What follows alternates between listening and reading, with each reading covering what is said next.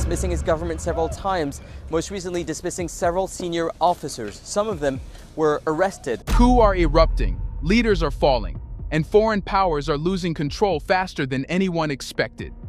In Burkina Faso, an assassination attempt backfired, unleashing a military revolution. In Niger and Mali, troops have thrown out Western forces once seen as untouchable. But is this chaos or a hidden plan? It didn't begin with a tank or a gunshot. It began with a mastermind, hidden in the shadows of Africa's revolutions. Across the Sahel, a shift is underway. Governments are crumbling. The world watches, labeling it chaos. But on the ground, a different narrative is being written. This is a story of a continent finding its voice. They ignore the deliberate dismantling of colonial-era structures. To understand what is truly happening, we must look beyond the headlines and ask the uncomfortable questions. Who truly benefits from this upheaval? And what unseen forces are guiding these events? Is it a coincidence that Burkina Faso, Mali, and Niger, three nations rich in vital resources, are at the epicenter of this storm? This feels like a coordinated expulsion, a continental declaration of independence. It is a story that demands to be untangled, piece by painstaking piece. The wave of change began in Burkina Faso, where Ibrahim Traoré rose to power, echoing Thomas Sankara's revolutionary spirit. People were asked to choose between old alliances and a new path. Mali severed ties with France, seeking new partners. Niger, a Western ally, saw its government overthrown. The demand, foreign troops out. The West calls it a coup belt, but on the streets, it's seen as liberation. This contrast highlights a war of narratives over democracy, sovereignty, and freedom. Is this Africa's final decolonization? This new era of defiance is a chronicle of falling dominoes that has reshaped the entire Sahel. The first to fall was Burkina Faso. The conditions behind the first coup were symptoms of a deeper disease, foreign dependence, and strategic failure. The coup signaled to neighbors the status quo was no longer sacred. Yet, despite the presence of thousands of foreign troops, the violence only escalated. This growing disillusionment created fertile ground for military takeovers framed as acts of national salvation. The soldiers who seized power were challenging the entire security architecture that had been imposed upon them. The first domino had shattered a long-held illusion, unleashing a powerful wave of sovereign sentiment. Before Burkina Faso's double coups captured the world's attention, Mali had already lit the torch of defiance. The Malian military, led by Colonel Assimi Goïta, seized power, not once, but twice. 2020 and 2021. This was more than just a change of leadership. It was a rejection of the post-colonial relationship with France. The junta made audacious moves that sent shockwaves to Paris. They accused French forces of failing in their counter-terrorism mission. They accused them of pursuing a hidden agenda. They accused them of violating Malian sovereignty by their presence. The rhetoric was sharp and unapologetic. The breaking point came with an unthinkable decision. Mali formally demanded the complete, unconditional withdrawal of all French forces. This was expulsion, not negotiation. French troops, who had been here nearly a decade, left amid Mali's celebrations. For Mali, this was a stunning act of self-assertion. The junta didn't stop there. They expelled the French ambassador. They shut down RFI. They shut down France 24. They accused the outlets of spreading disinformation. They accused them of acting as propaganda arms of the French state. Mali began dismantling pillars of French influence piece by painful piece. The declaration of sovereignty was a gamble. ECOWAS hit Mali with harsh sanctions. The country was isolated diplomatically and financially. The junta did not buckle. They framed sanctions as neo-colonial aggression. That narrative galvanized popular support and turned Goïta into a symbol of pride. Mali turned to new partners. They pivoted toward Russia. Russian trainers, linked to the Wagner Group, arrived to assist. The pivot was a geopolitical statement. It signaled Africa could choose partners beyond Cold War alignments. By expelling France and embracing Russia, Mali redrew influence in the Sahel. The message was clear. Exclusive Western dominance was waning, and Mali aimed to lead into a multipolar future. For years, Niger was the exception. Mali fell to military coups. Burkina Faso fell to military coups. Niger remained a steadfast bastion of Western influence in the Sahel. French counter-terrorism operations centered on Niger. American counter-terrorism operations centered on Niger. Niamey hosted a major French military base. Agadez hosted a $1 billion US drone base. Drones conducted surveillance across the region. Niger was seen as the reliable partner, the stable anchor. President Mohamed Bazoum was a close ally of Paris and Washington. His government seemed untouchable, immune to the revolutionary fever spreading around it. That illusion of stability was shattered on July 26, 2023. Members of the Presidential Guard detained President Bazoum. They announced they had seized power. The coup was led by General Abdourahmane Chiani. The takeover was swift and decisive. The justification echoed the sentiments heard in Bamako. The justification echoed the sentiments heard in Ouagadougou. They cited a failing security situation. They cited perceived puppetry to foreign interests. The fall of Bazoum collapsed the Western security architecture in the Sahel. The West had put all its eggs in one basket, and that basket had been kicked over. The international reaction was immediate and furious. France condemned the coup. The United States condemned the coup. ECOWAS condemned the coup. They imposed crippling sanctions. They threatened military intervention. Many Nigerians saw this as foreign powers protecting strategic assets. Many saw it as an attempt to reinstall a preferred leader. Massive protests erupted in Niamey. Protesters waved Nigerian and Russian flags, smoke rising in the distance. The new military government was buoyed by this wave of popular support. They dug in and followed the playbook of Mali. They followed the playbook of Burkina Faso. They revoked military cooperation agreements with France. They demanded 1,500 French troops leave the country. The French ambassador was given a 48-hour ultimatum to depart. The once unshakable Bastion had fallen. The last critical piece in France's regional puzzle had been removed from within. Faced with intense international isolation and the threat of foreign military intervention, Burkina Faso, Mali, Niger did something remarkable. Instead of fracturing under the pressure, they banded together. In September 2023, they signed the Alliance of Sahel States, the AES.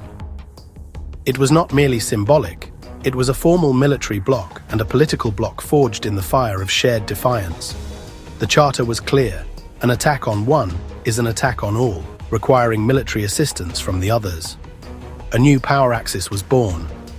For decades, ECOWAS dominated regional politics. The AES nations viewed ECOWAS as a tool of Western powers. In January 2024, all three announced withdrawal from ECOWAS. They chose to build their own institutions based on sovereignty, security, Pan-African cooperation. They are collaborating on military operations, sharing intelligence, planning joint economic projects, and even speak of creating their own currency to break from the French-backed CFA franc. This is a deliberate, strategic effort to build a self-reliant force. It presents a direct challenge to established regional bodies and global powers like France and the United States. By pooling resources and military strength, three nations once considered among the poorest have created a formidable bloc. The coup wave was not isolated. It culminated in a new federation. The question remains, is this alliance homegrown, or is a hidden hand helping guide them? The story of Burkina Faso's revolution cannot be told without Thomas Sankara. The charismatic, anti-imperialist leader who ruled until his assassination remains the nation's ultimate revolutionary icon. His ghost looms large, a reminder of true sovereignty. When Damiba seized power, he promised security, but his government soon fell into the same patterns of dependency. Hope soured into disappointment, setting the stage for a second act. Young officers watched with frustration as comrades were sent to die with inadequate equipment. The spirit of Sankara began to re-emerge. His speeches about national dignity and rejecting foreign aid were shared widely. It was about reclaiming the very soul of the nation. The call for a new leader, one who would embody Sankara's courage, grew from a whisper to a roar. He maintained close ties with France, the very power that many blamed for their predicament. The army and the people were yearning for a liberator. They needed someone who would remove the neo-colonial structures that kept Burkina Faso weak. On September 30th, 2022, Captain Ibrahim Traoré appeared on state television. He announced that he and fellow officers had removed Damiba from power. He spoke as a soldier from the front lines, accusing Damiba of failing to deliver on his promises. Traoré's raw delivery resonated in a country desperate for authentic leadership. He was young, charismatic, and echoed the revolutionary fervor of Thomas Sankara. He distanced himself from France, questioned their military presence, and spoke of sovereignty. The crowds poured into the streets, anointing a leader to fulfill a generation's promise. Traoré's rise fueled speculation. He commanded special forces in Kaya, giving him credibility among soldiers. His actions signaled a radical break, suspending the constitution and dissolving the government. He promised African solutions, reorienting foreign policy towards Mali and Russia. This was a systemic overhaul, launching a revolution. The path of revolution is never smooth. Less than a year into his leadership, in September 2023, the shadows made their move. The transitional government announced that it had successfully thwarted a coup attempt and assassination plot against Captain Traoré. The hidden enemies of the revolution had shown their hand. The failed assassination and coup plot ripped the lid off the simmering tensions within the state. Instead of weakening Traoré, the failed plot had the opposite effect. The attempt on his life transformed him from a political leader into a symbol of national resistance. The failed coup became a rallying cry, hardening the resolve of the revolution. This event became a critical turning point, a festering wound that refused to heal. The incident was used to justify a more aggressive security posture and a further consolidation of power. For a decade, Niger was the West's indispensable partner in the Sahel, the stable ground in a region sinking into chaos. The capital, Niamey, was home to a major French military base, while Agadez housed a sprawling American drone base. On July 26, 2023, the unthinkable happened. The elite presidential guard detained President Bazoum, and the National Council for the Safeguard of the Homeland, CNSP, announced they had seized control. The coup in Niger was a strategic catastrophe for Western powers, the sudden and complete collapse of their entire regional security strategy. For many Nigerians, external pressure was not a defense of their democracy, but a blatant attempt to protect foreign military assets. This galvanized a powerful wave of nationalist sentiment. The standoff between Niger's new military government and France quickly escalated. The junta, buoyed by popular support, refused to bow to international pressure and began to dismantle French influence. The junta ordered the French ambassador to leave, but Paris refused. The situation devolved into a bizarre siege. Police cut off supplies to the embassy, a flagrant violation of diplomatic protocols. Thousands of Nigerian citizens surrounded the French military base, demanding the departure of all French troops. In late September, Macron conceded defeat, announcing the withdrawal of the ambassador and troops by year's end. The junta had won. The withdrawal of French troops from Niger was a spectacle of defeat. The once proud army had made Niger the cornerstone of its African strategy, but now faced a humiliating retreat. Convoys of French vehicles negotiated exits under junta supervision. Routes were dictated by the Nigerian military, a final assertion of dominance. Every truck out of the base was a symbol of diminished French power. The sight was broadcast across Africa, a message to nations hosting foreign forces. The expulsion from Niger followed withdrawals from Mali and Burkina Faso, marking the collapse of France's France-Afrique policy in the Sahel. Operation Barkhane, a multi-billion-dollar mission, ended not in victory, but in rejection by those it was meant to protect. The French tricolour was lowered at Niamey Air Base on December 22, 2023. For many Nigerians, it felt like a second Independence Day. The expulsion sent geopolitical shockwaves. The United States re-evaluated its posture in Niger. Washington briefly took a hard line, then entered talks to possibly keep the Agadez drone base. Sovereign sentiment prevailed. In March 2024, the junta revoked the US military accord and ordered all American personnel out. The movement was anti-imperial, not just anti-French, aiming to remove foreign military footprints. Niger's stand completed a contiguous block of military-led states in the Sahel, openly hostile to Western interference and seeking partners like Russia and Iran. The alliance of Sahel states now alters the balance of power in Africa. The expulsion erased a colonial legacy and asserted the right to choose. Niger closed one chapter and opened another, uncertain but sovereign. Mali was the first to truly test the limits of the old order. The architect of this defiance was Colonel Assimi Goïta, a calculating special forces commander who seized power in August 2020. Goïta and his fellow officers planned a complete overhaul of Mali's relationship with the world, especially with France, after witnessing the failures of the French-led Operation Barkhane. In their eyes, the French presence was not bringing security and undermined Malian command.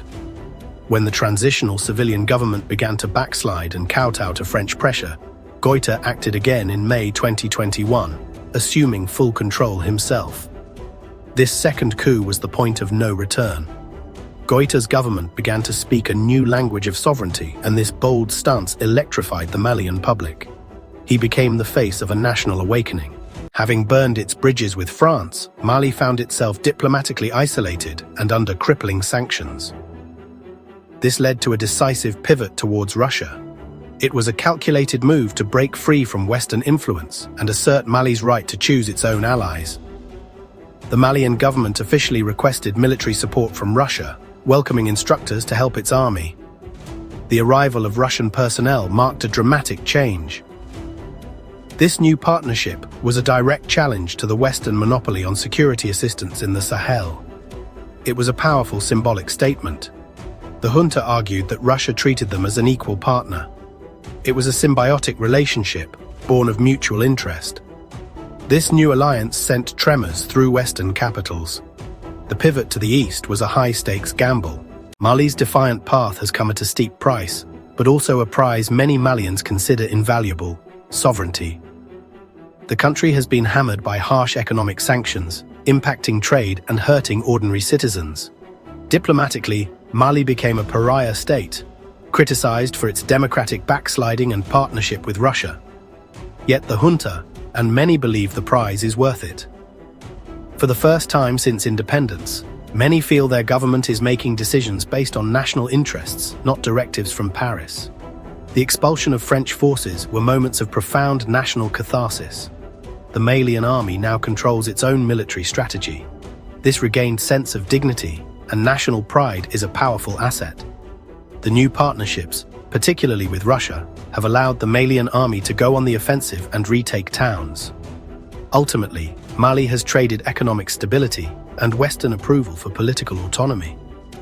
Sovereignty has a price, but the prize is the chance to become the master of one's own house. When dominoes fall with such precision, it's natural to wonder who set them in motion. The most persistent theory blames foreign intelligence, especially Russia, eager to supplant Western influence in Africa. Mali, Burkina Faso, Niger. The embrace of Russian trainers and anti-French propaganda all seem too coordinated to be coincidence.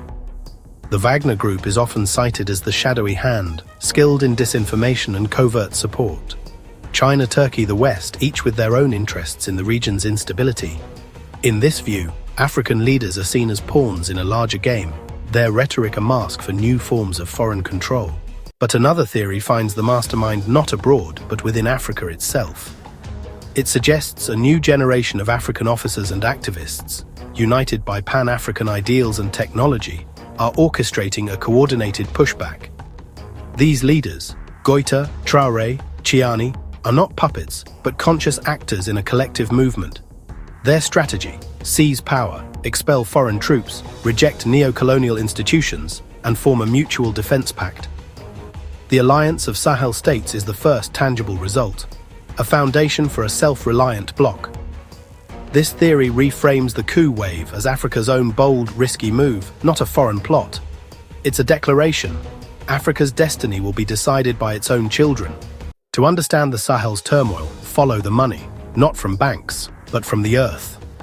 Gold, uranium, oil enrich foreign corporations while local communities remain impoverished. For generations, a neo-colonial system has siphoned wealth north, leaving poverty and resentment behind.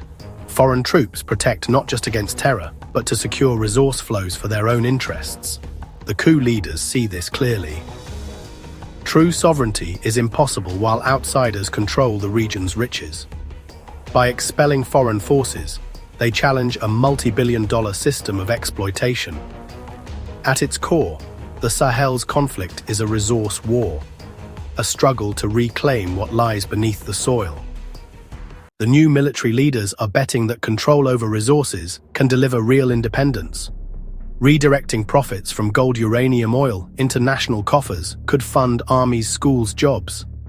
Mali's new mining code and Burkina Faso's crackdown on gold smuggling are early steps in this economic revolution. Niger, as a major uranium supplier, now holds leverage over global powers. By uniting, the Sahel states can negotiate from strength, demanding better deals and investment in their people. This is the economic heart of the Pan-African narrative: breaking dependency, building self-reliance. The war for the Sahel's soul will be won or lost in control of its soil. Today's Sahel leaders cast themselves not as strongmen. Today's Sahel leaders cast themselves as Pan-African revolutionaries. Captain Traoré of Burkina Faso channels the spirit of Thomas Sankara. He uses symbolism and rhetoric to ignite public passion. They frame their coups as acts of liberation, not regression, arguing that sovereignty must come before Western-style democracy. By invoking the legacy of Sankara, Lumumba and Nkrumah, they claim to finish the work of Africa's first revolutionaries. This narrative transforms military takeovers into a new chapter in Africa's fight for dignity and self-determination. It also shields them from international criticism, recasting condemnation as defense of a neo-colonial order. In flipping the script, these leaders have turned mutiny into a celebrated stand for African sovereignty. The narrative of liberation extends beyond mere political rhetoric. It is about fostering a profound psychological shift. The leaders of the Sahel are attempting not just a coup d'état, a strike against the state, but a coup d'esprit, a strike for the spirit. They tell people to cast off the mental chains of inferiority and dependency. They push pride, self-reliance, and assertiveness. The expulsion of French troops and ambassadors was critical. These acts were symbolic exorcisms to allow the national spirit to heal and stand tall. This revolution of the mind is fueled by an aggressive information war. On TikTok, on X, on Facebook, young Pan-African influencers and creators amplify the message. Montage of Pan-African social media posts. They make viral videos, memes, and commentaries that celebrate leaders, mock former colonial powers, and spread sovereign awakening. This digital army counters Western media coverage and reaches millions on their phones. It is a decentralized propaganda machine, powered by grassroots enthusiasm for a dignified African story. Leaders actively join this mental shift. They speak directly, unlike the old politicians. They hold town hall meetings, give unfiltered local interviews, and use simple, direct language. Captain Traoré's call for a war fund was not just about raising money, it was about collective ownership and national participation. That builds a bond between leaders and the populace, shared destiny and mutual responsibility. This Pan-African narrative aims to redefine a coup. The goal: convince the world and Africans themselves these are not greedy power grabs. They are framed as ideologically driven national liberation, painful birth pangs of a truly independent Africa, framed as a spiritual and intellectual awakening to inspire movements across the continent. They plant the idea that Africa's greatest resource is not gold nor uranium, but the unconquerable spirit of its people. If you only consume Western media, the story of the Sahel is simple, clear, and alarming. It is a story of instability. Instability used relentlessly by outlets in Paris, London, and Washington. The coups are presented as a dangerous contagion of democratic backsliding, a chaotic descent into military authoritarianism, a place of turmoil and despair. This framing is not accidental, it's a tool of narrative control. By labeling the events instability, outlets strip political legitimacy and deliberately ignores deep-seated grievances, flattened into a one-dimensional picture of disorder. This serves Western governments' interests. It justifies condemnation and masks their policy failures. The media spin becomes a weapon in a broader political and economic war. While the West reports on instability, a different story unfolds on the ground: liberation. For millions in the Sahel and across Africa, these events are not chaos, but an uprising against domination. Leaders reject the Western narrative of a coup, framing it as a rectification, the final stage of decolonization, a fight for true sovereignty. This isn't a riot, it's the birth of a new era. Freedom is defined as self-determination, freedom from foreign influence, and the freedom to choose their own allies. This war of words reveals two competing stories, born from different histories. One maintains a familiar world order, the other builds a sovereign continent. Across the Sahel, we've searched for the mastermind behind this wave of revolution, from foreign powers like Russia to a new generation of Pan-African patriots. The fight for power is linked to the immense wealth beneath the soil. The true force driving this change is not a secret cabal. The mastermind isn't a person, it's an awakening, a collective consciousness that has been simmering for decades. The mastermind is an idea. Africa's destiny belongs in African hands. It has transformed the coup d'etat into a coup d'esprit, a strike for the soul of the continent. This is the battle being fought today with ideas and a demand for respect and self-determination. A new chapter is being written, one of defiance, unity, and unwavering hope. This is Insight Africa, where Africa's masterminds are rising in plain sight.